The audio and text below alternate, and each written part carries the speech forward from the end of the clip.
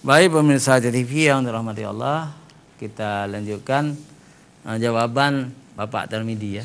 Ya, Tarmidi.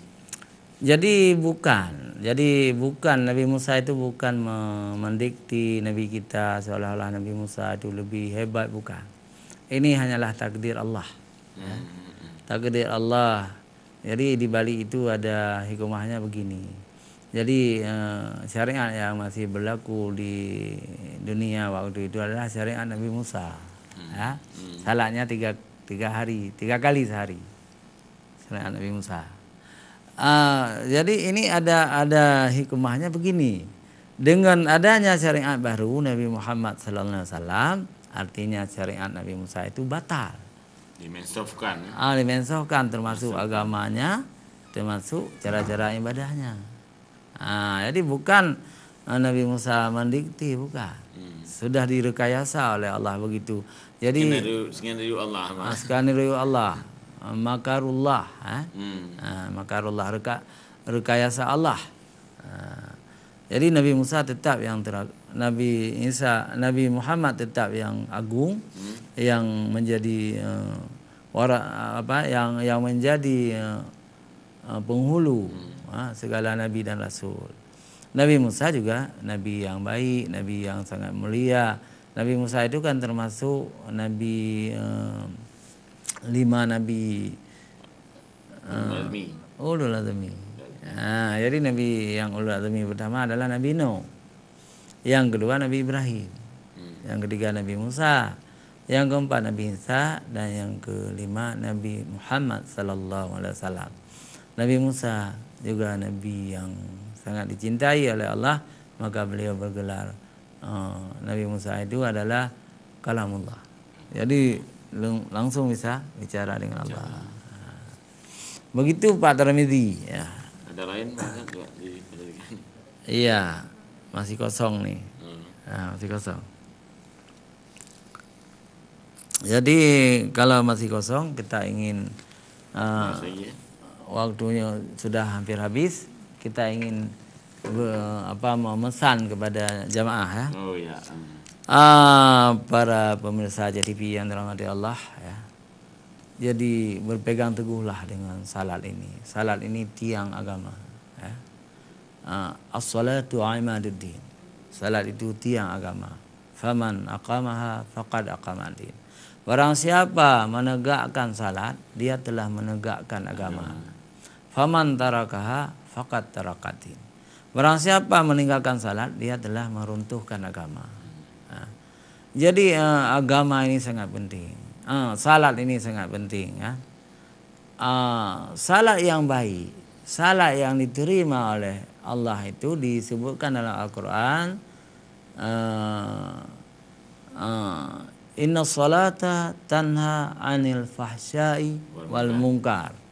Sesungguhnya salat itu mencegah perbuatan keji dan mungkar. Itu hebatnya ya. Sangat luar biasa salat ini ya.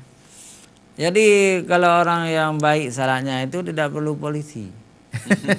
Dia tidak akan mencuri. Baru meter begini dengan begitu informasi yang bahwa salat yang diterima atau bisa dibuktikan sendiri. Barometer kita dapat ukur pernah melakukan kemaksiatan atau yang lain tidak.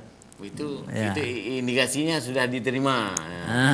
Karena semua orang berharap ibadat, ya Allah beri terima ibadat lu ya Allah. Terima ibadat lu. Yang umum kan begitu. Ya, namun itulah ketika kita yakin dalam melakukan sesuatu ibadat, memang harus yakin. Ketika tidak lagi melakukan kemaksiatan, walaupun yang kecil kadang.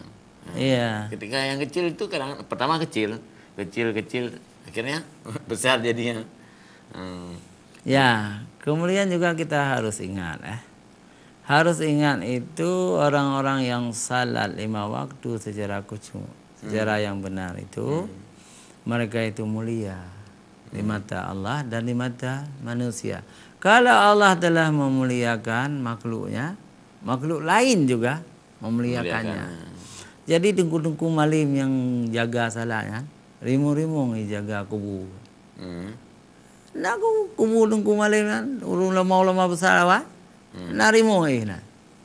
Ijaga kubur dengku. Nanti kira-kira akan kelebihan oleh Allah.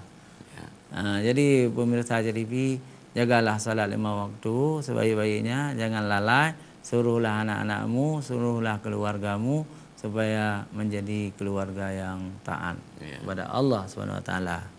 Jadi akhirnya kepada Tengku Muhammad Idris untuk berdoa sedikit saja. Oh, masih ada waktu. Bismillahirrahmanirrahim. Alhamdulillah rabbil alamin hamdan yuwafi ni'amahu wa yukafi mazidah.